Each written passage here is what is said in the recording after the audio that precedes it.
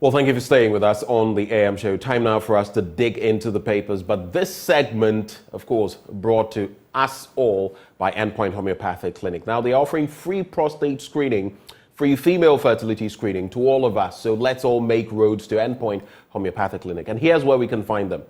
Here in Accra, they are at Spintex opposite the Shell signboard. In Kumasi, Kronoma here behind the Angel Educational Complex. They are in Takrady and Naji Estate, Tema Community 22, Techiman Hanswa and Esiama and Zama. If you'd like to call them, these are the numbers to call: 0244 867 068 or 0274 234 321. Endpoint Homeopathic Clinic, the end to chronic disease. But on that note, it's just the commencement of the news review, and we're joined this morning.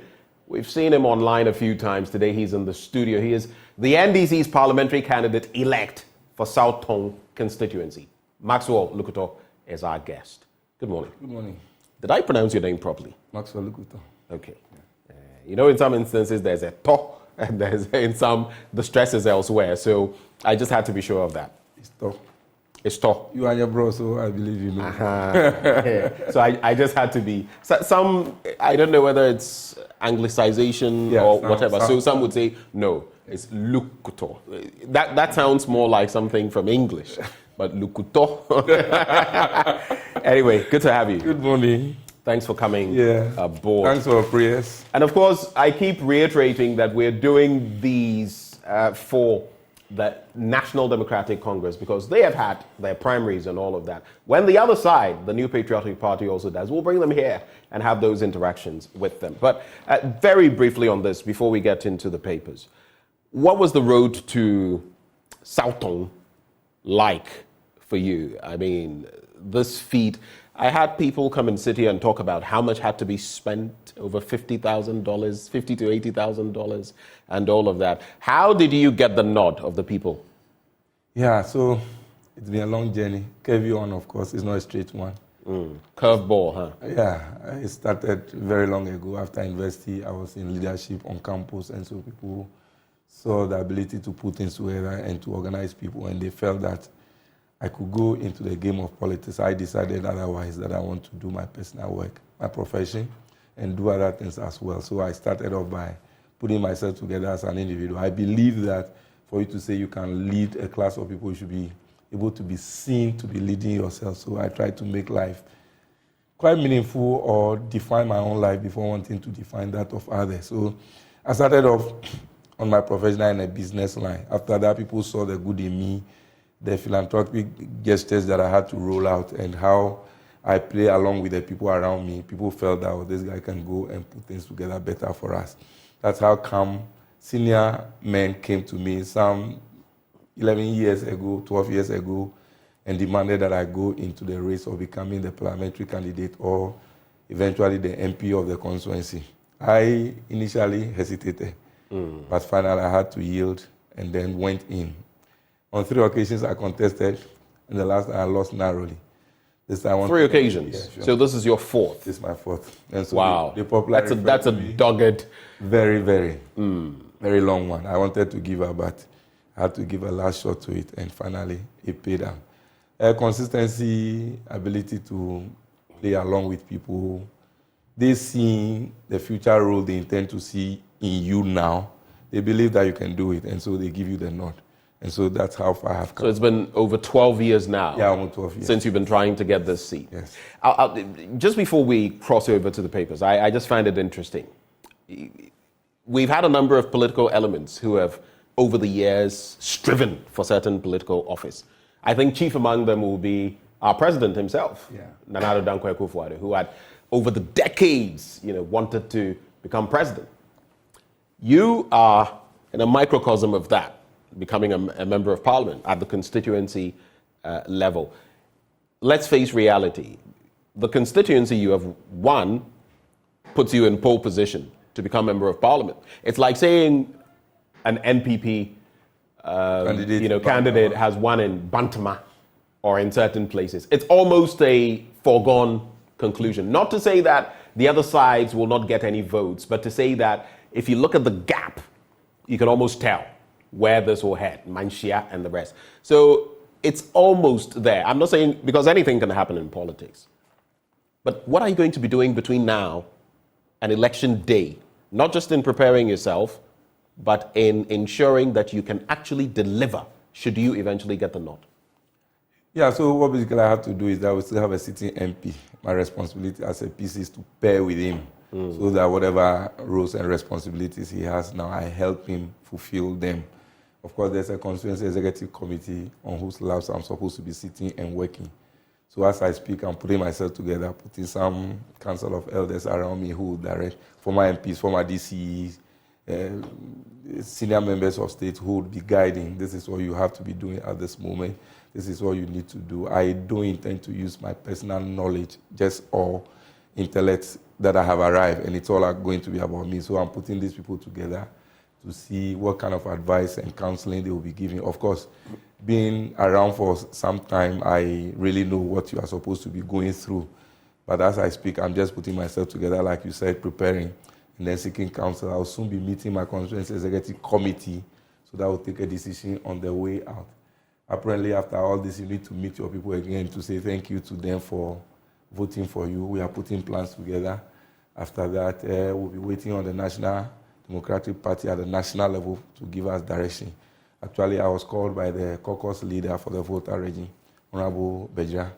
He's gone to the West African Parliament. Once he's back, we'll meet with him, and I'm sure that they'll be giving direction as to how we'll do it. I'm believing that my IP is going to help usher me into the whole system, because he sent me his congratulatory messages and also promised that he was going to give me every necessary support I need to succeed in my new role. So I'm just believing that gradually he's going to guide me. It's a long period of waiting between now and December 2024, when the vote is going to be done, and 7th January 2025.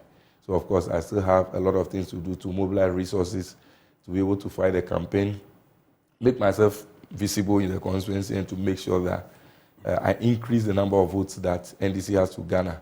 Right. The focus for now more is about how JM is going to win the 2024 national elections.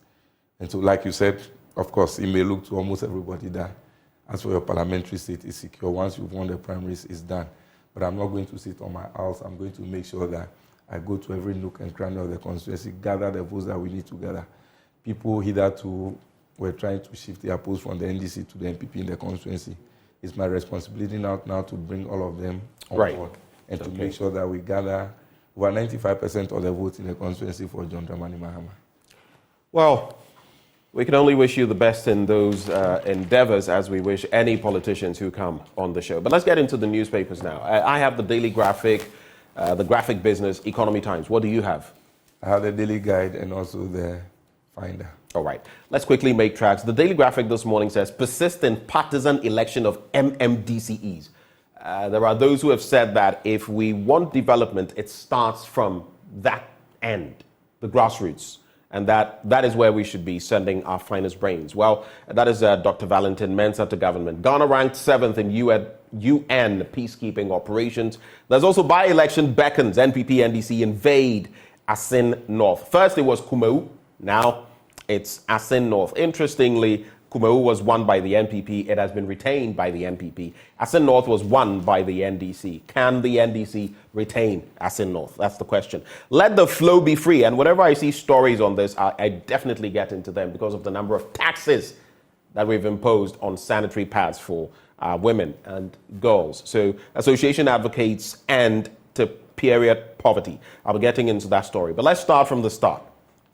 Even before Parliament declares the Assin North seat vacant, the two main political parties have turned their attention to the central regional constituency for another hot contest to prove a point.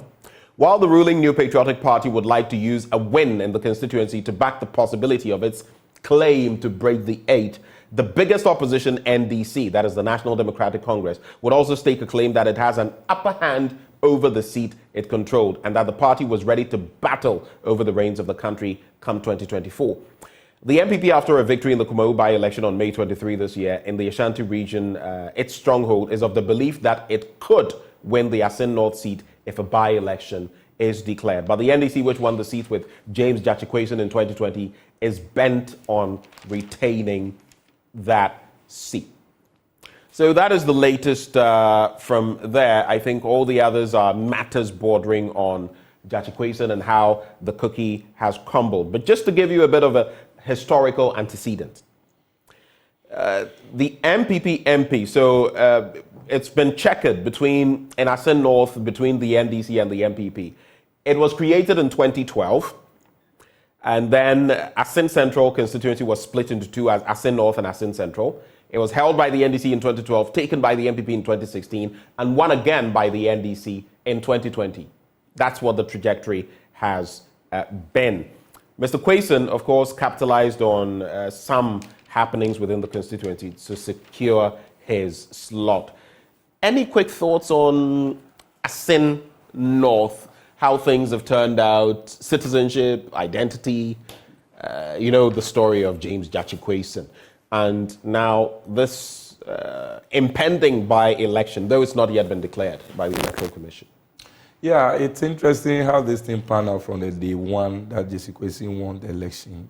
There were injunctions, there were back and forth on the courts and all that. It was also because the numbers were close, and so eyes were on particular seats that people think they can easily overturn and work around with. You remember that in parts of the constituencies, some issues had to happen, gun shot, people killed, and seats taken over. Those issues are still there. It's interesting that the NPP, as a party in government, is really not thinking about how to turn around the woes of this country and make things better, but just interested in taking people out of parliament and making sure that they get some of these seats back. The issue of Kumewu is a classical example, even though a strong and then a strong hope for the NPP. Look at what happened during the by-election. Roads were constructed overnight, monies were doled out to Jimmy Rice, who were big giving in cabs and all those things that happened. It was a nice one. It was so interesting that people at this level of governance could be going to that extent to give out cheap things to be able to get votes and get seats in parliament. Yes, of course, the NDC went into the Kumewu election, not necessarily because we thought we were going to win, but we were going to make a statement. We did make that statement. We were able to increase our votes almost 1,500 numbers, and they had just about 328 thereabout or so. So for us, we want to make a statement to see that the misrule that we are suffering in this country is enough for the NPP to sit up and make sure that things are put right. The president we just heard recently talking about a difficult decision for them to go to the IMF. For me, those are some of the things they should be thinking about. How our tariffs are going to be increased every quarter now and then, and the suffering is going to bring on us and all those other things. Not necessarily putting all the arsenals together to make sure that they overturn whatever is happening in Assin North. I think it's laughable, but I'm sure that with the kind of vote Jachikwason got, I'm sure that Jachikwason got, I'm sure that we'll represent him as a candidate for the Assin North constituency and make sure he wins and wins very loudly so that we put the NPP to. I mean, there have been legal questions about that situation, his coming for a second, term, if you like. I mean, going back for the seat that he had won in the first place, which the court declared that he had won unfairly on the basis of his nationality or citizenship and all of that. But if you look at the gap, it was just about 3,000. Yeah. In fact, Mrs. Mensah, who was representing the NPP, was in pole position. She was the incumbent, but she lost by about 3,000 votes. It's close. 17,000 plus and 14,000 plus is still very close. It's still anybody's game.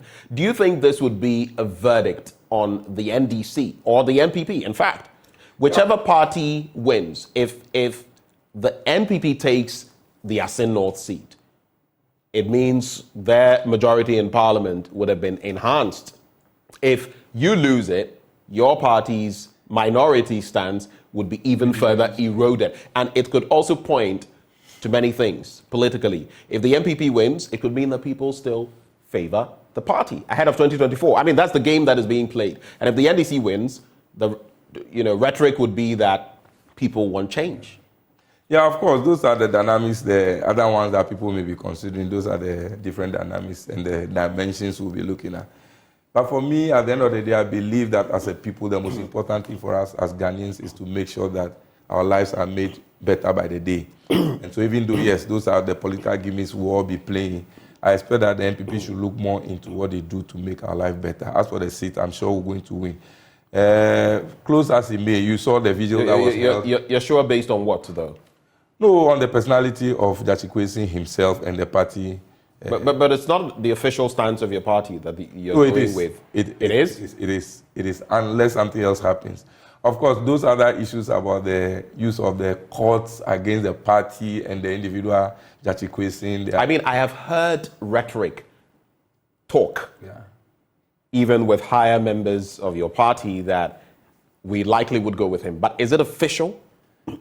Yeah, I heard our party leadership speak about it just yesterday, that the official position of the party is that we're going to represent Jachikwesin to be our next parliamentary candidate. Okay. And of course, those other issues that may come up, as and when they come, we'll cross the bridge when we get to it. So I'm sure for now it is Jachikwesin who is our candidate.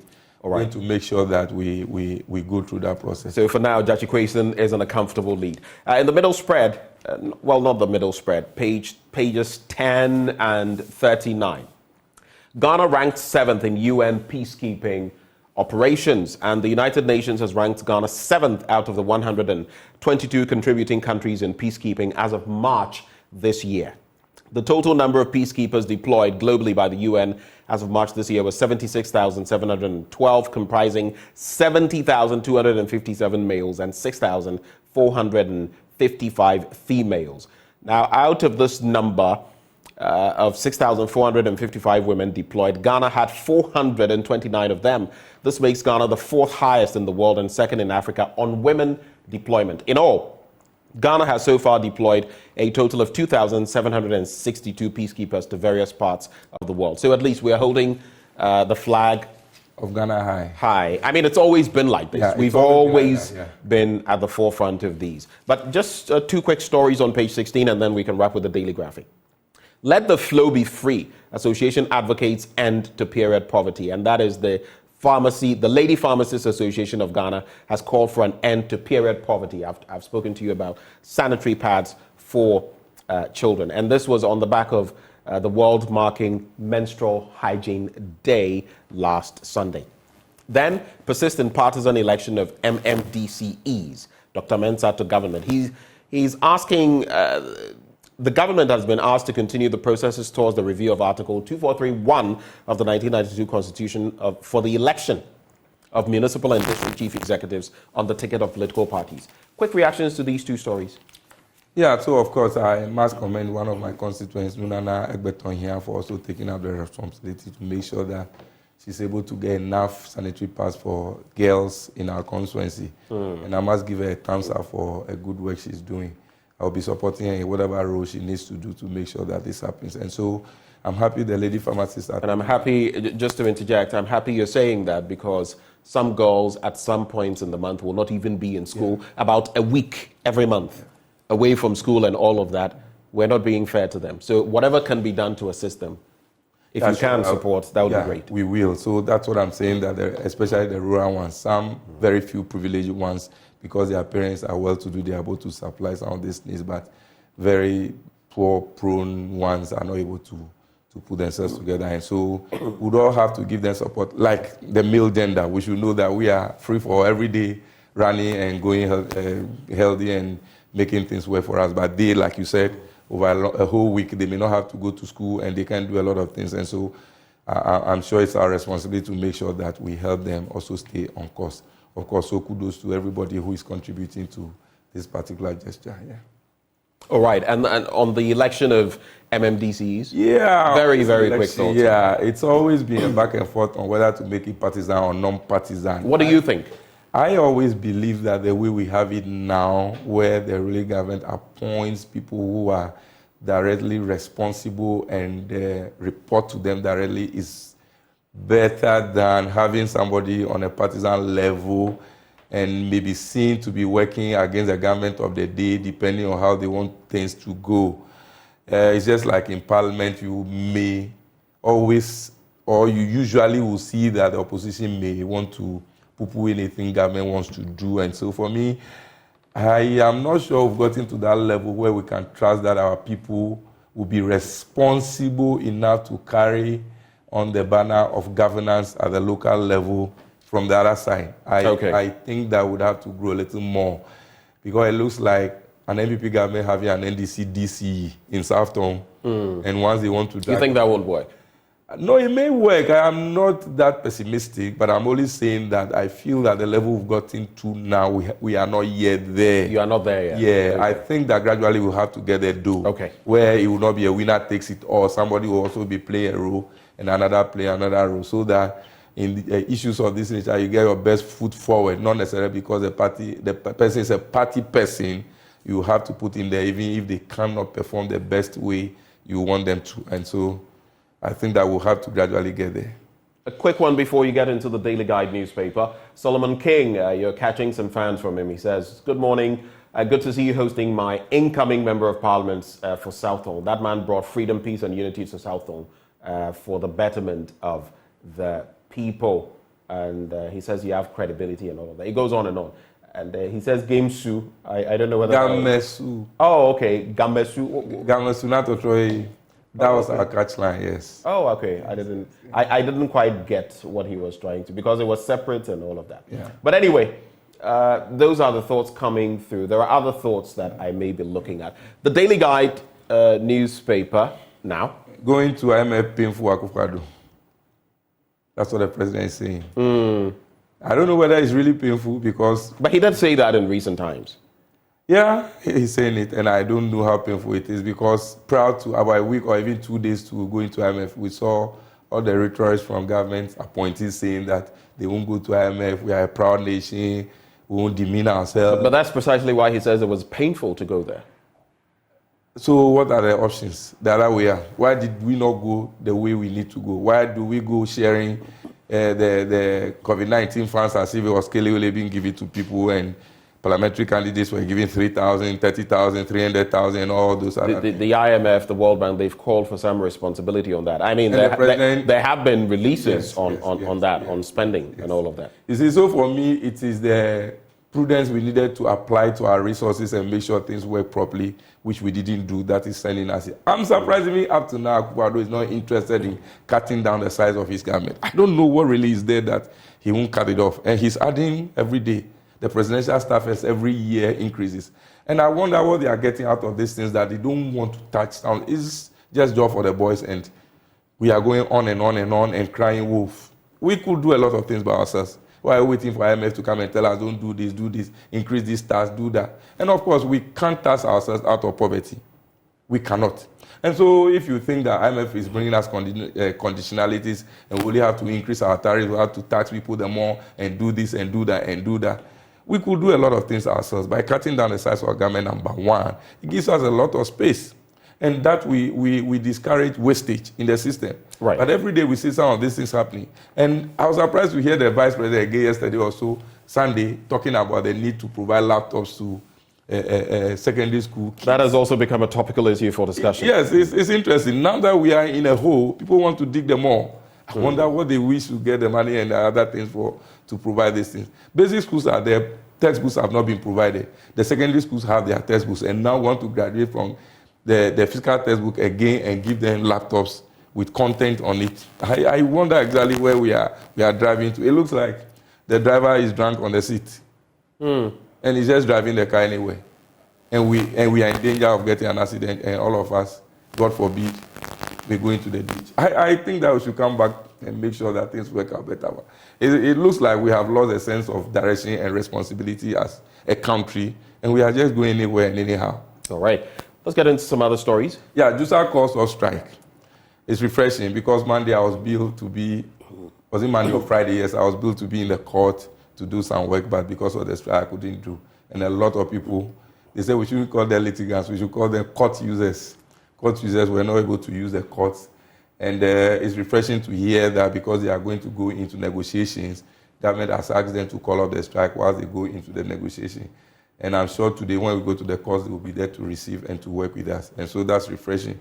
I just hope that the 2 weeks ultimatum they've given, government will not renege on his responsibility as usual, like they are doing to the bond holders, not giving them their tickets and all that. And they are going back to start the picketing, I hear, on Thursday and Friday.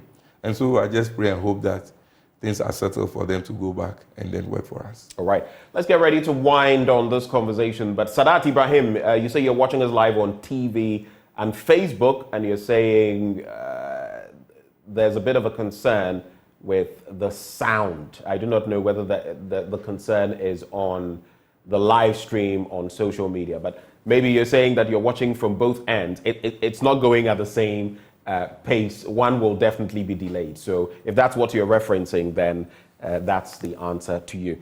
Let's look at is it the Finder newspaper? You have your next paper. Let's just look at the quick minority headlines. no vote on Tokonu immaterial Joais.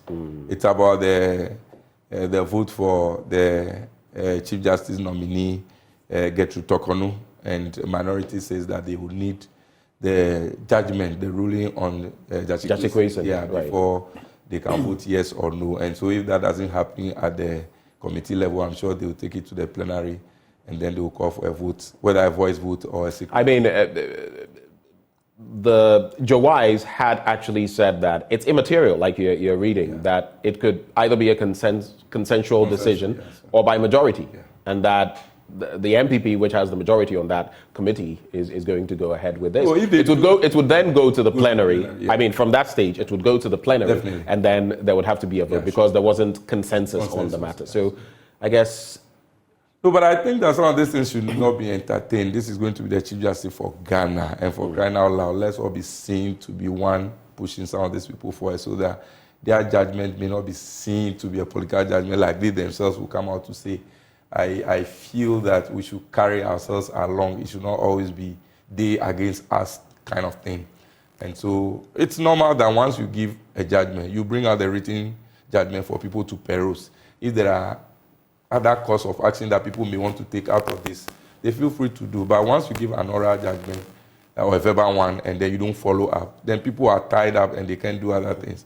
And so for some people, that's what they are crying for, that let's be fair as a people to the system, to everybody, so that people will not feel that their hands have been tied behind them, right, and then someone else is slapping them. Our time, ideally said our hands have been tied. Our time has been tied behind us. Tinubu has been sworn in, and then the former president is going home, and he says that it's easier for him to go and manage his cattle and sheep in the village than to manage Nigerians. That's a low blow. That's an interesting bit. And Bola Tinubu also has his work cut out for him in terms of insurgency, in terms of corruption, in terms of the economy, in terms of fuel prices. He's going to take away the subsidy and all of that. But any quick, just read the headlines for us from the Finder newspaper. IMF deal sets ECG up for another concession. That's going to be another one for a lawsuit hits petroleum hub project and best positioning to lead NPP to break the 8-doctor quota. Your men have been effective, Dagmar Overlord tells IGP. And then shareholders commend Access Bank performance at the 15th AGM. Those are the headlines in the Finder newspaper. From the Economy Times, trade surplus improves, records $1.6 billion. Interest rates remain unchanged. And then the graphic business, local banks can consider mergers. Experts are saying, this is a discussion we've had on the show.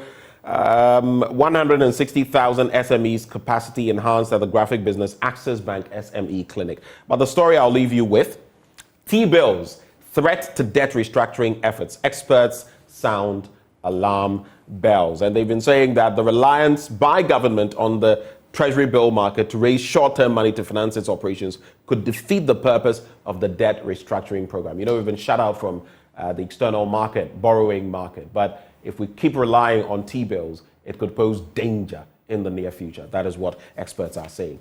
Max, we're grateful you've taken the time to join us this morning. So much. He is parliamentary candidate-elect for the NDC in South Tong constituency, and he is hoping to maintain that constituency come election day. We wish you the best. Thank you so much. And right before we get into sports, always this segment brought to you by Endpoint Homeopathic Clinic. They're offering free prostate screening, free fertility screening as well. All you need to do is locate them here in Accra, Spintex opposite the Shell signboard. Kumasi Kronomabwe here, behind the Angel Educational Complex. There's Takrady Anaji Estate, there's Tema Community 22, Techiman Hanswa, and Esiama Nzema. You can reach them on 0244 867 068 or 0274 234 321. Endpoint Homeopathic Clinic, the end to chronic disease, but only the start of sports. Up next.